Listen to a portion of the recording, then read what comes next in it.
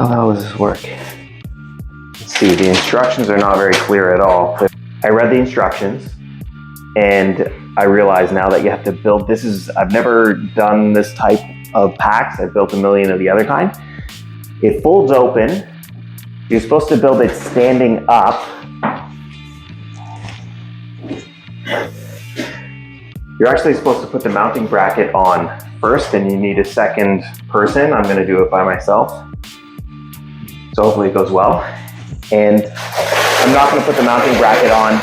I'm not gonna put the mounting bracket on the wall yet because I need to figure out exactly where it's going. So I just wanna build the cabinet, and what you're supposed to do is put it like this and fold it open like an accordion,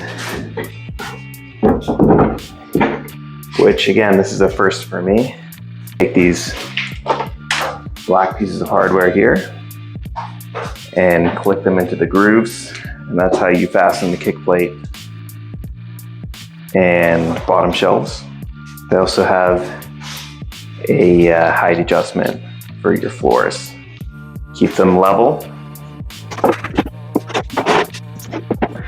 No matter how experienced you think you are, it's always important to read the instructions. I missed some parts in my construction. Again, this is different than any Ikea cabinet I've done before. Oops. I'm not a particularly big fan of the plastic brackets, but again, once these cabinets are built, we are going to be putting some 2x4 framing around it and screwing it very firmly to the wall. Once that's done, it's not going to go anywhere. Okay, another thing is they want this back panel to be attached to the kick plate here with these plastic tabs, which are, quite frankly, garbage. Use some good old-fashioned Robertson screws.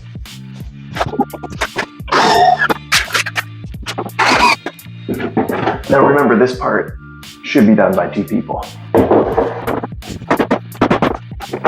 A tab that clicks in here, and then another one that's going to click in here.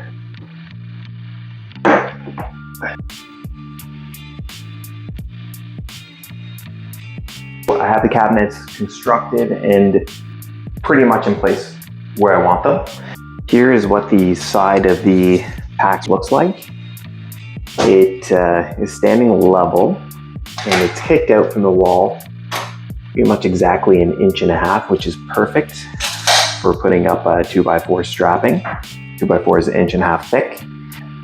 The reason why I want to do that is because even though this is semi-permanent, I don't want to cut out this trim work. It's too nice to do that.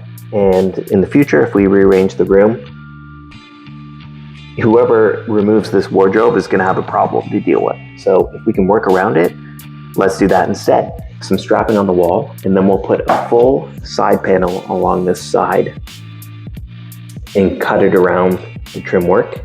That's done, it will look like a true built-in.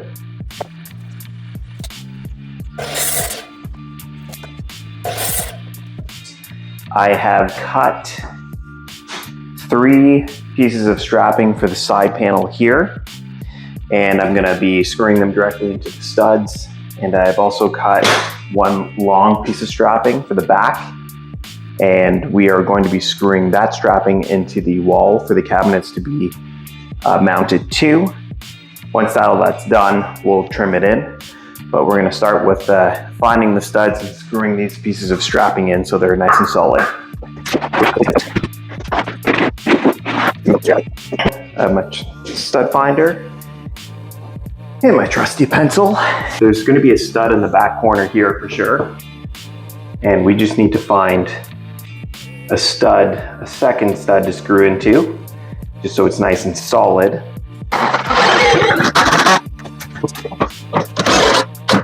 Now all we need to do is find the studs along here.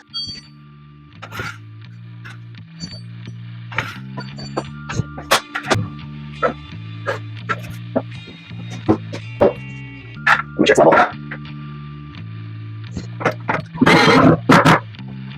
All right,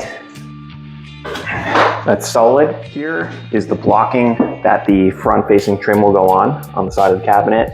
The cabinet will be bolted to this piece of trim, and the next step is to screw the cabinets to the wall. This is the bracket that comes with the packs. I made my markings of exactly where it needs to go. Very easy. Second try.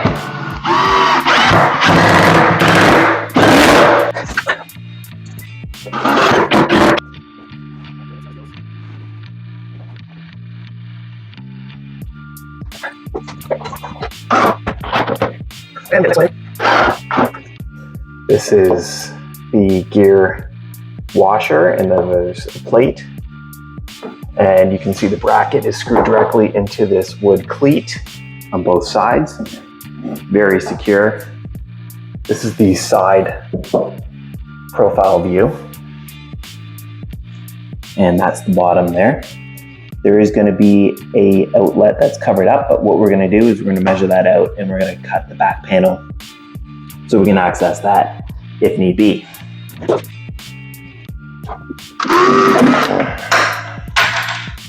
Every time. Here we go. You can tell it's near the end of the day.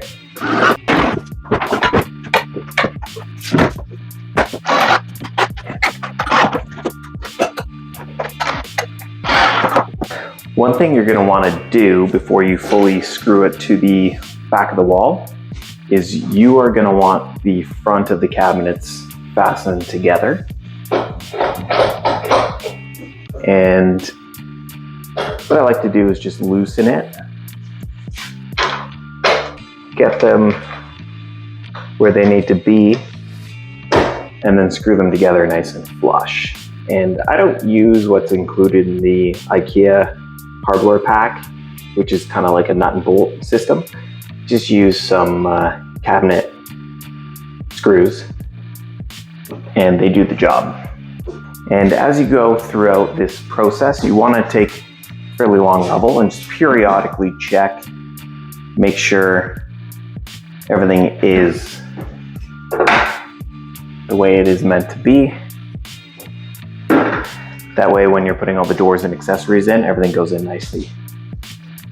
Actually, when you're screwing the cabinets together, you want to make sure your screw is no more than 1.5 inches thick. Otherwise, you'll come out through the other end, which I've done before.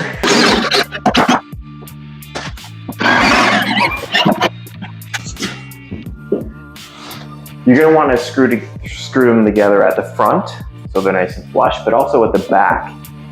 Sometimes you can get them flush at the front and then only to realize that there's a gigantic gap in the back portion of the cabinets, and when they're not, when they're kind of connected in a V form, it will mess up the doors and everything you put into the wardrobe.